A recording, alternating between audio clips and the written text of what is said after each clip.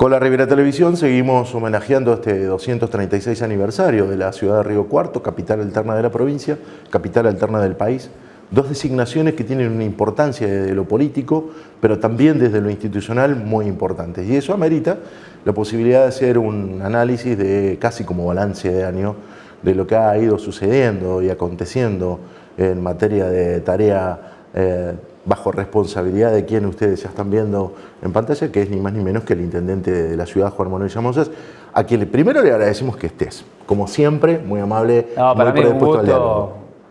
Gustavo, estar aquí acompañándote y sobre todo un saludo muy especial a toda la audiencia. Bueno, y contarle no solamente a la gente de Río Cuarto, sino a todo el territorio, por suerte nos ven en toda la provincia,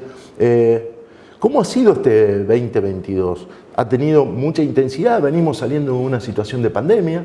hemos sido referencia y ejemplo con las decisiones y con la aplicación de una política sanitaria que ha sido absolutamente exitosa y beneficiosa para la comunidad, y por otro lado, manejar todos los frentes que representa el desafío de ser intendente. La verdad que sí, como decís, ha sido un año casi de culminación de una etapa muy dura, muy difícil. Digo casi porque todavía la pandemia no ha concluido, pero ya en una etapa completamente diferente y con un proceso de vacunación, un proceso de tarea respecto a cómo hemos afrontado y hemos salido adelante de esta crisis de salud tan profunda de manera mancomunada con todos los sectores sociales, con todos los actores de la sociedad y por supuesto con las consecuencias que ha dejado la pandemia respecto del efecto en muchos de los sectores de la sociedad que ha sido realmente complejo. Pero sí puedo decir que es un año que está concluyendo y con una fuerte impronta respecto de los programas que hemos puesto en marcha desde nuestra gestión, vinculados con el sector privado en una articulación de políticas públicas muy concretas, con el sector comercial, con las buenas prácticas comerciales, con los subsidios y créditos subsidiados respecto a muchos de los sectores de nuestra economía que necesitaban un acompañamiento, con nuestro sector industrial, con una fuerte impronta en la obra pública, que nuestra administración saneada, esto que siempre decimos desde hace muchos años, con un superávit primario que nos permite y que hemos decidido obviamente gastar menos de lo que nos ingresa y de esa manera poder volcarlo en obras que mejoren la calidad de vida de los vecinos, ha sido muy fuerte este año. Desde el pavimento, el cordón cuneta, los desagües, las cloacas, todo lo que es la luminaria pública, la luminaria LED en cada uno de los barrios de la ciudad, las plazas, los espacios como la Costanera, el lago Villadalca, el sector vinculado a muchos de los programas del presupuesto participativo que han tenido una continuidad y una dinámica muy importante y por eso creo que en ese contexto de balance ha sido un año muy fructífero respecto a la obra pública que transforma y que cambia la realidad de los vecinos en la ciudad. Tengo la sensación, y hablando con muchos vecinos y gente de instituciones, parece que quedará tan lejano todo lo que fue el proceso de asunción, encontrar la ciudad realmente en una situación muy compleja en todos los niveles. Servicios, infraestructura, poca realización de obras, viviendas que se construyeron y que se mal construyeron, con una problemática que generaba ni más ni menos que el enojo de esos adjudicatarios en ese momento, a la realidad de hoy, ¿no? Y en el medio hubo que solventar una deuda muy importante, con un gobierno nacional que nos llevó a que la economía cambiara todas las variables y explotara. Después vino todo el resto de la crisis y de los procesos. Sin embargo, hubo un norte en la gestión que acomodó, ordenó, priorizó objetivos y hoy logra esta realidad. La gente que viene de Río Cuarto ve 70 frentes de obras, me decía fuera del micrófono, en este momento realizándose. Pero para todo esto tuvo que haber un proceso, un acompañamiento de la provincia, gestiones en el ámbito nacional, digo, un largo recorrido, Juan Manuel. Es así como bien decís, ha pasado casi 7 años han pasado y la verdad que pareciera que fuera mucho más, pero en realidad la ciudad hace 7 años, 6 años y medio era completamente diferente. Respecto a las obras y a los servicios básicos, a la infraestructura básica que estaba muy postergada en la mayoría de los barrios, al estado de las calles, a las cloacas, a desagües, a situaciones que se daban con frecuencia y que eran problemáticas porque generaban inconvenientes permanentes. Bueno, ustedes recordarán, eran reclamos de vecinos por la luminaria, reclamos los cumpleaños de los baches. También de los semáforos que meses y meses no funcionaban, la luminaria pública, lo que sucedía también con el sistema de recolección de basura, que eran problemáticas que se daban de manera permanente. Y bueno, la verdad, la falta de obra pública respecto no solo al pavimento, al cordón cuneta, a las plazas, a los espacios públicos, de aquel Parque Sarmiento al que hoy tenemos, de aquel Centro 11 al que hoy tenemos, de aquel Lago Villa de Álcar, y así podemos hablar de los espacios culturales, de los espacios deportivos y muchos otros. Pero bueno, fue un trabajo en equipo, sabiendo claramente cuál era nuestro rumbo, la descentralización. Hoy estamos próximos en poco tiempo ya a tener 3 centros de gestión municipal, donde esto del Estado cerca del vecino para resolverle los problemas de su propio barrio, de evitar tener que irse al centro o al sur para sacar un carnet de conducir, el tener la salud 24 horas todos los días del año, que hoy parece que es algo natural y está bien, porque los vecinos se han apropiado, pero que no sucedía hace 6 años atrás, porque se planteaba como un gasto y no como una inversión en salud. Entonces, sobre esos paradigmas, sobre esas decisiones estratégicas, en conjunto con el gobierno provincial, en muchas de las obras que estamos realizando, también algunas de ellas con el gobierno nacional, como la autovía a Olver, tan importante, tan esperada, y algunas cuadras vinculadas al pavimento. Es decir, esto de gestionar y de trabajar pensando en las soluciones de los vecinos de Río Cuarto, hoy nos permite, con las cuentas saneadas y una administración ordenada, avanzar por lo que viene, porque claramente el vecino no se conforma con lo que está, con lo que consiguió, sino que quiere más, y por eso que ya tenemos un plan de obra muy ambicioso. Hemos más que duplicado lo que ha sido un año muy fuerte en obra pública para el próximo 2023 en el presupuesto, y esto va a contemplar desde la doble vía de lo que significa la avenida Reforma Universitaria, uno de los ingresos más importantes a lo que es la universidad o Higueras o ingreso a Río Cuarto de aquel sector, que va a tener el mismo valor estratégico, la misma importancia que la pavimentación de la avenida Butelero o de Colombres en el sur, por poner algún ejemplo. Pero si a eso le sumamos lo que va a ser también la pavimentación en el sur de la calle Fangio, todo un sector que venía demandándolo hace muchísimos años, si en relación a ello también hablamos de lo que te decía, los nuevos centros de gestión municipal, que van a ser una realidad, tanto en lo que es Alberdi, que fuimos a recorrerlo ahora y tiene un avance cercano al 40%, y ya tiene un avance muy interesante, el nuevo centro de salud 24 horas en Banda Norte, el centro de gestión municipal del oeste, lo que se está embelleciendo y creciendo la costanera con los espacios deportivos, o el lago Villa de Álcar. Bueno, son realmente obras muy importantes, y algunas otras que vamos a estar anunciando. Algunas que hemos comenzado, el pavimento de Yay Yay y Segurola en Banda Norte, son 1.800 metros. Reclamos antiquísimos, además. Pero vos recordarás haber hecho seguramente muchas notas, la apertura de la calle y pavimento de la calle Chile, accesos que descongestionan la Quirico Porreca y que descongestionan Muñiz. Pero si nos vamos al oeste, Arturo M. Vaz, Roque Sáenz Peña, primero había que hacer los desagües, después el cordón cuneta, y ahora ya el pavimento es una realidad. Entonces, cuando se avanza un paso, después viene lo que sigue, y a eso le sumamos también claramente una visión vinculada a las nuevas tecnologías y a todo lo que va a significar para la ciudad en poco tiempo en nuestro polo científico-tecnológico. Y ahí esa construcción y ese tejido, porque además la ciencia y la tecnología están jugando un rol trascendente en la ciudad, además porque tenemos una usina de conocimientos y además hay una vinculación a nivel internacional que está poco difundida aún, pero que realmente es muy importante. Esa es una política de Estado, hay una dinámica de trabajo desde el sector privado articulando con lo público, pero también ustedes avanzaron sobre la articulación creando una secretaría en esta segunda gestión que vincula toda la actividad que tiene que ver con el desarrollo, con la mirada y la conjunción de hacer acciones con el empresariado, con el comerciante, poniendo un eje en Río Cuarto, retomando una mirada de crecimiento y de polo referencial desde lo geopolítico también. Es estratégico, Gustavo, porque Río Cuarto tiene todas las condiciones y la ventaja comparativa para que esa potencialidad se transforme en una realidad imparable, porque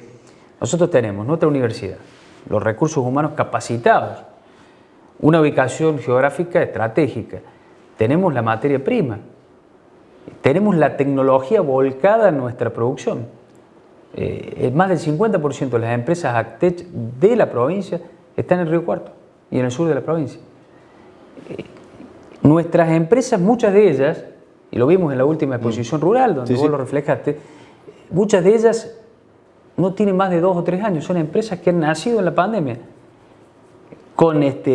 profesionales formados en nuestra universidad, que se asociaron, que exportan su talento al mundo. Y el desarrollo tecnológico. Entonces, el Estado tiene que estar para acompañar, para generar las herramientas, y en esa articulación apareció el HAF 4, las empresas AgTech, la sincronización y la articulación desde la municipalidad, como nunca había sucedido, para potenciar todo eso que ya existe y que estaba incipiente, que estaba esperando que motorizara el Estado como rol central para poder darle mucho más visibilidad y que creciera más rápido. Bueno, eso también son parte de los desafíos que vienen, pero ya han comenzado ahora.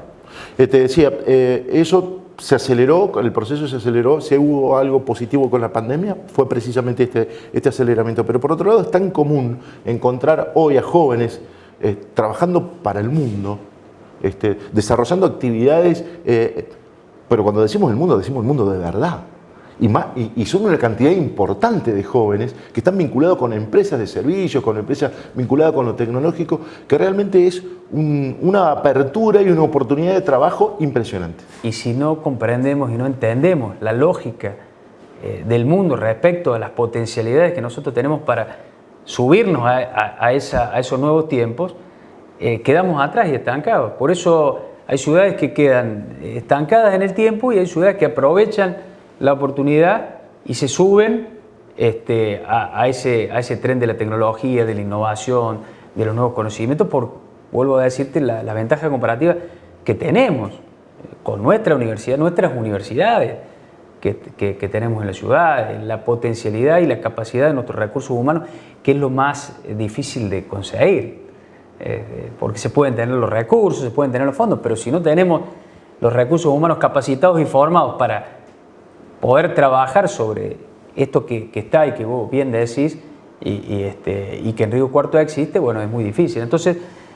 nosotros decidimos en la segunda gestión incorporar el perfil a nuestra gestión de gobierno de empresarios que habían sido exitosos en el sector privado, que aceptaron el desafío de sumarse. Armamos un equipo que tiene una visión muy clara, una dinámica muy clara y que permite avanzar mucho más rápido. Y lo mismo estamos haciendo con nuestros empresarios del parque industrial, lo mismo estamos haciendo con nuestros comerciantes, en las capacitaciones, en la formación, en poder entender que la dinámica de estos tiempos, bueno, ha cambiado y que ha profundizado esa dinámica la propia pandemia. Cuando nosotros hablamos de una ciudad que va encontrando un perfil, siempre lo tenemos como desafío. Cuando hablamos decimos tenemos que pensarnos en el siglo XXI, con respuestas a la demanda del siglo XXI y con una formación que esté vinculada, precisamente orientada a esto que estamos viviendo, ni más ni menos que casi un cuarto de siglo ha trascendido ya de tiempo del XXI. Hay que llevar el Estado a modernizarlo, pero el Estado es una máquina lenta, tiene un proceso lento, y en ese proceso lento, si no hay una dinámica de funcionarios y que coincidan con el norte y que además se lleven adelante políticas que no sean mezquinas, no hay forma. Y para poder hacerlo hay que articular con la provincia, con la nación y con todo lo que tiene que ver con la potencialidad de las municipalidades, que son 427 comunas y municipios en la provincia. También ahí se encontró un norte, ¿no? Porque desde la provincia también hay una mirada que es similar a lo que ustedes plantean. Fíjate esto que vos planteabas, por primera vez en muchísimos años Río Cuarto también con un concepto regional empezó a trabajar en base a convenios articuladamente con otros municipios. Y un ejemplo claro es Córdoba Capital. En marzo de este año nosotros celebramos un convenio marco que ya nos permitió trabajar en 4 o 5 ejes con políticas concretas, desde la modernización del Estado, economía circular, las políticas de participación ciudadana. Nosotros fuimos invitados a un congreso nacional en Córdoba donde expusimos nuestro modelo de presupuesto participativo que hoy es tomado como referencia en varios lugares, no solamente de Córdoba, sino en otros lugares del país, con la dinámica y la característica que tiene el presupuesto participativo en Río Cuarto, adaptado a estos nuevos tiempos. Pero también en lo que tiene que ver con políticas del cuidado del ambiente, de sustentabilidad, de cultura, de deporte, toda esta articulación que se trabaja con los equipos. Hemos ido parte de los equipos a Córdoba, han venido a Río Cuarto, pero también lo hicimos con el municipio de General Dehesa, lo hicimos con San Pacho, hemos avanzado en distintos sectores y lo vamos a seguir haciendo porque además en esa articulación, por supuesto, además de lo que venimos haciendo con la provincia, donde hay un ensamble ya natural de los equipos permanentes con otros municipios y en ese concepto y en ese trabajo articulado, por supuesto, nos ha dado muy buenos resultados en tener una mirada común en muchos temas que requieren soluciones compartidas, ¿no? Muchos fuimos críticos de determinados procesos, yo uno y lo hemos charlado muchas veces, en privado y en público, respecto de algunas decisiones que vos ibas tomando, comprometiendo, incluso hasta desde el punto de vista de la gestión, abriendo un debate a una crítica y a tomar decisiones de política de Estado que por ahí fueron en algún momento momentos de debate y de tensión. Dijiste de la recolección de residuos y hablamos precisamente de que hubo todo un debate, se abrió un debate, se permitió que precisamente se institucionalizara este rumbo de una manera específica. Y lo propio pasó con, entre otros, con el sistema de transporte. Sin duda. Y en este sentido, no solamente la posibilidad de que se participaran todas las empresas que quisieran en una licitación para prestar el servicio, sino que además imponerle una impronta que tenga que ver con la modernización. En el medio hay situaciones, hay desencuentros, hay debates y sin lugar a dudas debe haber cosas para corregir. Sin embargo, lo que viene en materia de servicio de transporte para la ciudad es algo absolutamente moderno. Es así, y como bien lo saben y lo hemos hablado en muchas oportunidades, si ha habido un servicio que ha quedado realmente golpeado, que ya venía en una situación muy difícil, pero después de la pandemia ha sido el servicio de transporte público. Naturalmente porque la pandemia generó, no solo entre el aislamiento y el contagio masivo a través de la movilidad, afectaba al servicio de transporte, que ya venía naturalmente en una situación compleja con los subsidios y por eso los planteos respecto de la equidad de distribución de los mismos, pero hoy nosotros dimos el debate y por primera vez desde que funciona el servicio público en la ciudad vamos a tener y ya hemos culminado un proceso de licitación donde abrimos la posibilidad de que se presentaran quienes quisieran hacerlo. Se presentaron 2 empresas. Fue un debate duro incluso entre de competencia y vos lo sabés muy bien porque fue público y se adjudicó. Hoy tenemos un contrato ya firmado en una primera lectura en el Consejo Deliberante, pero con comienzo de ejecución a partir del 1 de diciembre, donde va a significar un fuerte proceso de información y de difusión, porque va a cambiar el modelo tradicional o histórico que estábamos acostumbrados con líneas. Aquí vamos a hablar de líneas troncales, de ramales que se van a ir de trasbordos, que los vecinos y vecinas van a tener que familiarizarse, pero con el objetivo de lograr, primero, menos tiempo para llegar a los distintos destinos, poder hacer recorridos que permitan avanzar con sistemas de aplicaciones que nosotros vamos a replicar, y modernos, que nos van a permitir, por ejemplo, a cada vecino saber cuál es la línea que tengo que tomar, a dónde me va a dirigir, el tiempo y el momento en tiempo real, a dónde está ese colectivo. Es decir, también va a simplificar mucho y va a innovar en materia de movilidad y de transporte con algo que no sucedía en la ciudad. Y el desafío es importante porque es la primera vez que se pone en marcha y se modifica el sistema tradicional. Y en esto tenemos mucha expectativa de que va a profundizar este camino de mejora y que vamos a lograr finalmente que un servicio tan importante en la ciudad tenga una mejora, que es lo que todos deseamos. Se democratizó mucho desde lo institucional y plantear una política donde el vecino pueda proponer la obra que se va a desarrollar para aplicar un financiamiento específico, fue una forma de democratizar la realización de obras. Otra tiene que ver también con haber institucionalizado este formato de Consejo Económico y Social, que además tiene una participación absolutamente democrática y permite que se puedan debatir a futuro las políticas y el perfil que queremos de ciudad. Fue todo un riesgo también eso. Mira, el Consejo Económico y Social, que pensó otro intendente de otro color político, y nosotros decidimos, cuando asumimos en el 2016, profundizar ese camino. Hoy es una verdadera política de Estado. Han pasado 10 años desde aquella Constitución, pero además tomamos decisiones transformadoras que le dieron más autonomía y que le dieron autarquía. Hoy tienen un presupuesto propio, pero además pueden decidir quién va a presidir y quiénes van a ser sus autoridades sin la designación del intendente. Y esto, que sin duda puede significar y generar un debate interno en algún momento, decir, pero cuidado con esto porque se puede convertir en una herramienta que obstaculice o que sea una oposición. Y la verdad que no hay nada más tranquilizador para un intendente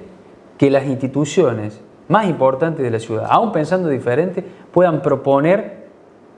instancias o decisiones que le cambien la vida y que mejoren el desarrollo de la ciudad. Y es un acto de mucha seguridad, desprenderse de facultades, sabiendo que esas instituciones además van a tener en la confianza de esa decisión una responsabilidad aún mayor de la que hoy tienen, porque van a tener autonomía, autarquía y un presupuesto propio para poder pensar entre todos cómo construimos una ciudad más justa. Y creo que ese desafío, desde el primer día, así lo he concebido, y por eso el presidente que continuó fue Miguel Besso, que venía propuesto por el intendente anterior y lo mantuvimos, porque las instituciones querían que siguiera Miguel.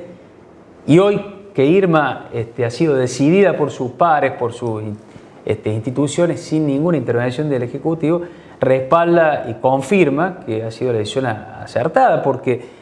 ustedes saben, funciona de manera correcta, que propone, recomienda, aún en la crítica, pero una crítica constructiva en algunas situaciones, pero siempre pensando, y en los momentos difíciles se refleja. Cuando sucedió lo de la pandemia, allí estuvieron todas las instituciones acompañándome cuando tuvimos que tomar decisiones difíciles, incluso para algunas de las instituciones que eran parte de ese Consejo Económico y Social y que son parte. Que seguramente si no estuviera ese Consejo Económico y Social, no se hubiera logrado. Claro. Esa reunión en la misma, sentados a la misma mesa, planteando decisiones que eran necesarias para cuidar la salud de los vecinos, pero que eran muy duras y muy difíciles para algunos de los miembros, ejemplo, los comercios que tuvieron que cerrar durante un tiempo. Vos dijiste seguridad y yo me permito plantear además, complementar el concepto con madurez cívica, madurez institucional. Río Cuarto tiene aproximadamente 800 instituciones. Ese tejido institucional, representado por figuras de distintas vertientes, con distintos orígenes y con distintas miradas desde lo político, ha tenido una madurez cívica fundamental, por esto de la pandemia, pero también porque mientras nosotros estamos haciendo esta nota está concluyendo una jornada que tiene de proyección nacional, con representación y con una mirada nacional, precisamente en ese contexto donde se debaten este tipo de políticas. Cuando hablamos de la defensa de las instituciones y de la puesta en valor de las mismas, precisamente estamos hablando de esto. Tenemos que tener niveles dirigenciales con mucha altura y con mucha capacitación. Y es la síntesis de lo que está viviendo esa entidad en Río Cuarto hoy. Uno de los pocos lugares del país donde todas las instituciones y todos los partidos, o la gran mayoría, nos reunimos para repudiar el atentado contra la vicepresidenta fue aquí, en Río Cuarto. Y no sucedió en otros lugares. Pero esto tiene que ver con esta construcción colectiva, tiene que ver con esta concepción. Por eso el modelo Río Cuarto, este diálogo institucionalizado que se encuentra respaldado y como una política pública, permite,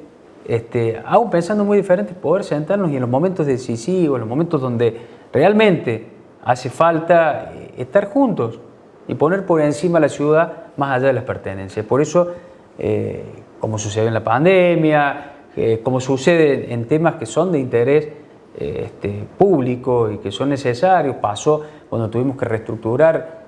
y reformular el sistema tributario, generando una política mucho más equitativa de la que existía, por ejemplo, antes del 2016, donde, y lo hemos hablado en muchísimas oportunidades, quien pagaba lo mismo el metro cuadrado de tasa, independientemente de los servicios que tenía, en el lugar que se encontraba, y más allá del poder adquisitivo. Hoy, quien más tiene es el que más aporta sobre la base de un sistema que, por supuesto, tiene también topes, porque es un proceso gradual, pero que es más justo. Bueno, también nació de una recomendación hecha por el propio Consejo Económico y Social. Juan, te tengo que preguntar por un área que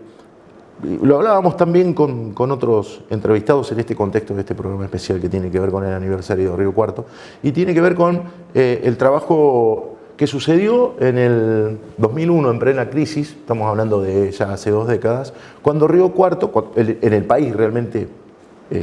la cosa se puso muy fea.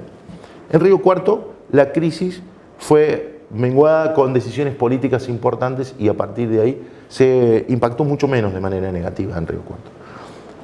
Esta crisis que estamos viviendo ahora, que golpea y fuerte, y sobre todo los sectores más desprotegidos, está contenida con políticas nacionales, con políticas provinciales, pero desde el área social, quiero rescatarlo, hay un trabajo que están llevando adelante que precisamente hace que nosotros no tengamos turbulencias y que la gente de la periferia encuentre niveles de respuesta a demandas que son importantes y trascendentes. Y que desde ese punto de vista hay que plantearlo. Así como hemos sido críticos con un montón de cosas en algún momento, está bueno que en esta oportunidad nos demos este tiempo para poder referenciarlo. Porque también eso es una política de Estado y ahí hay que poner mucho dinero. Y hay que hacer un trabajo articulado en todo el territorio, que no es menor porque es una cuota parte importante de la sociedad. Claramente, sobre todo cuando vivimos procesos inflacionarios tan altos, donde la pérdida de fuentes de trabajo, donde hay mucho más necesidades, el trabajo territorial es fundamental para lograr, y fíjense que es una política de descentralización también desde lo social. Cuando hablamos de descentralización no es solamente la atención municipal en un centro objetivo municipal, son 6 centros integradores comunitarios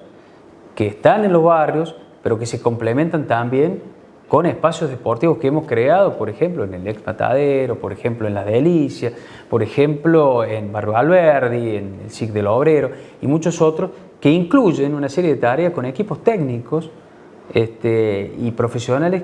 que están abordando desde lo educativo, los talleres culturales, pero también la participación del vecino respecto de muchísimas políticas públicas. Hoy mismo vamos a estar participando en el cierre también de los cuadrantes sociales, que son organizaciones que se involucran en la sociedad, desde el vecinalismo, desde la copa de leche, desde el merendero, desde el club, de la iglesia, la parroquia, todo eso trabajando articuladamente en red, muchos de ellos también participando en políticas públicas como el presupuesto participativo y muchas otras. Entonces, o las políticas educativas que hemos tenido también la oportunidad de hablar. Entonces, todo eso suma y hace que también se logre ir amortiguando, por supuesto, en conjunto con el gobierno provincial y el gobierno nacional, porque hay muchos programas que se coordinan. Nosotros tenemos un trabajo permanente con el área de empleo nacional, con las políticas y los programas de empleo provinciales, con lo que tiene que ver, por ejemplo, con todo lo que es las tarjetas sociales. Hay un trabajo por allí no tan visible, pero que se realiza con las organizaciones sociales, que son muchas, que tienen distintas pertenencias, pero que trabajan articuladamente con nuestro sector de desarrollo social para precisamente lograr que los merenderos, que las copas de leche, que la contención llegue, sabiendo que son momentos complejos. Cuando hablamos con nosotros que recorremos el territorio, una de las primeras preguntas que nos hacen cada vez que llegamos es, y es literal, che, ¿qué onda el intendente de Río Cuarto? ¿Va a ser vicegobernador? ¿Va a ser candidato a diputado nacional? ¿Está jugando? Hay una expectativa alrededor de esta construcción que está sucediendo y este recambio generacional en la política de la provincia. Por supuesto, la complejidad de estas construcciones hace que no se puedan anticipar a lo largo de estos procesos nombres o acuerdos. Pero ¿está en tu expectativa ser candidato a vicegobernador?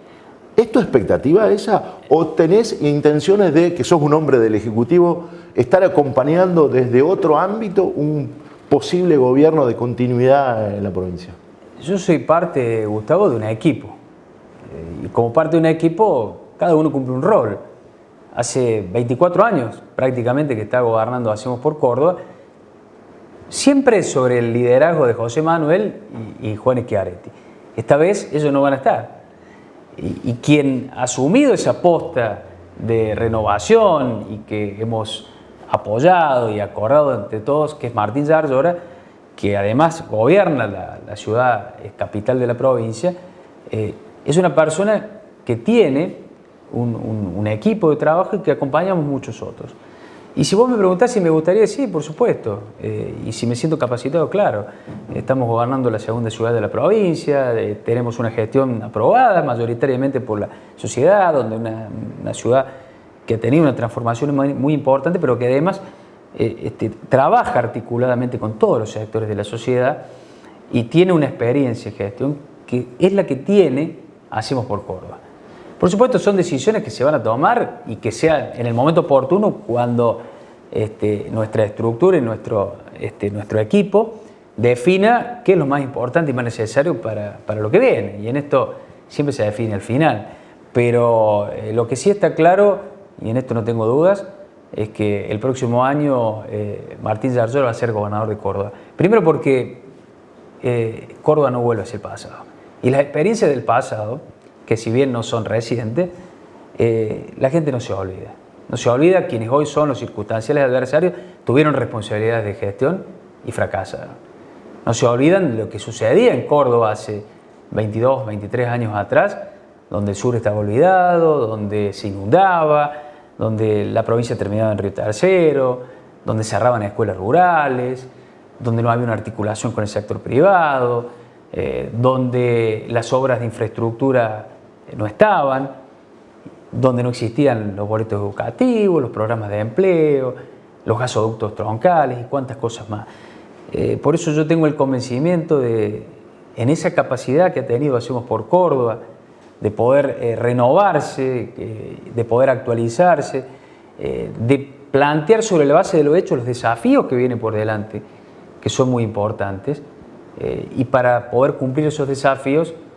hay que tener un equipo de gestión, hay que tener experiencia en gestionar, y Hacemos por Córdoba lo tiene. ¿Cuándo te enojas? Porque cada vez que te entrevistamos y hemos tenido situaciones incómodas, le contamos a la gente que no siempre es tan cordial nuestro diálogo, ¿no? Hemos discutido y Juan se enoja y contesta y da lugar al debate. Pero ¿cuándo te enojas en el gabinete? ¿Te enojas en el gabinete? Llega el momento en el que estoy mirando la cara a algunos de los funcionarios que están acá atrás de cámara y saben que me enojo. Pero me enojo sobre la base de siempre querer hacer más. No son momentos de líderes peleadores por pelear. Estamos cansados, ya, la sociedad está cansada de las peleas, quiere soluciones. Entonces, hoy creo que se requiere líderes mesurados, responsables, pero comprometidos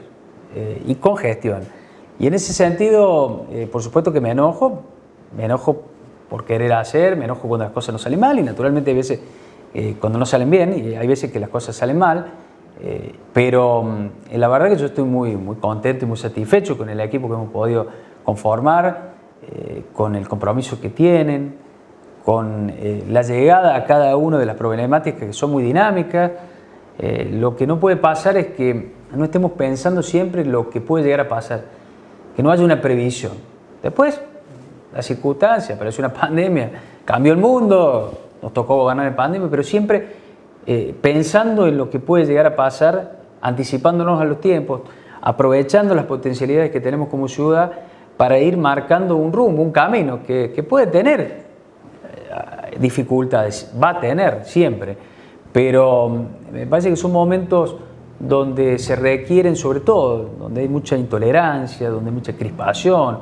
enojo, violencia, se requiere tener mucha templanza, se requieren líderes con mucha templanza y con mucha responsabilidad de saber que las decisiones que se toman, si van sobre la base del enojo, pueden generar más enojo. Entonces yo siempre me tomo los tiempos y las pausas para meditar las decisiones y en ese sentido, bueno, un equipo que ya me conoce sabe que por ahí no es un enojo en el momento, pero cuando llega fuerte. Bueno,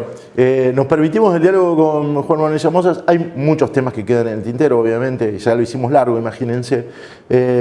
pero pretendíamos precisamente que en este contexto la posibilidad de referenciar este 11 de noviembre, 236 años de la ciudad, somos la capital alterna de la provincia y del país, lo decía en el comienzo de la entrevista. Esto nos pone geopolíticamente en un proceso distinto. Imaginamos que el gobierno nacional va a venir a inaugurar obras de infraestructura trascendente, como es la autovía, en los próximos meses, y también esto tiene que ver con la importancia de referenciarnos como medio de comunicación que tiene espíritu crítico, pero tiene responsabilidad a la hora de contar y a la hora de poder hacer entrevistas. Porque nos ven muchas personas en todo el territorio y porque precisamente se trata de esta idea de llevar a todo el ámbito de la provincia donde nos ven, cada una de las localidades grandes, pero sobre todo las localidades pequeñas, que sepan que en Río Cuarto hay un medio de comunicación que no entretiene, que comunica, que se compromete con la verdad y que paga el precio de asumir esta responsabilidad de hacerlo con esta convicción. Así que gracias, Juan Manuel. Hablamos siempre con él y ustedes lo saben, nos debíamos este 2022 una larga entrevista, así que aprovechamos esta fecha y la hicimos. Queda mucho en el tintero, queda mucho para hacer, mucho recorrido también de gestión que vamos a ir haciendo. El equipo que está atrás forma parte de con quienes nosotros discutimos habitualmente, la gente de prensa, los que te asesoran, con los que habitualmente tenemos el vínculo y la dinámica de esta cosa cotidiana y diaria, y que nos permite precisamente hacer una construcción de esta manera. Es con la apertura, con disenso, con opiniones distintas, pero con mucho respeto. Yo te agradezco, Gustavo, como siempre, y aprovecho la oportunidad para agradecerle también a todos los vecinos y vecinas de la ciudad en este nuevo cumpleaños, por el acompañamiento, por el apoyo, por la tolerancia también en momentos difíciles que vivimos, pero siempre con el acompañamiento de lo que viene por delante y los desafíos que son mayúsculos. Viene una nueva etapa para la ciudad, una etapa donde ya consolidado lo que hacía falta y que se hizo, es la etapa de la proyección, es la etapa del crecimiento, es la etapa del conocimiento, de las nuevas tecnologías, esto que hablábamos, y por eso tal vez como emblema de eso es el polo científico tecnológico que en poco tiempo, seguramente ya en el segundo semestre, promediando el segundo semestre del año que viene, va a ser una realidad. Allí está la universidad, allí está el gobierno provincial, allí está el gobierno municipal, está el sector privado. Estamos todos pensando cómo potenciar lo que tenemos, que es mucho, y cómo podemos de esa manera lograr el desarrollo tan necesario y que alguna vez tuvo Río Cuarto, que supo ser varias décadas atrás ese faro del centro del país que irradiaba al resto de las ciudades también importantes de la provincia y de otras provincias. Entonces, vamos por el camino correcto y creo que ese es el desafío. Así que un agradecimiento también especial para todos los vecinos y vecinas de Río Cuarto por el apoyo y el acompañamiento.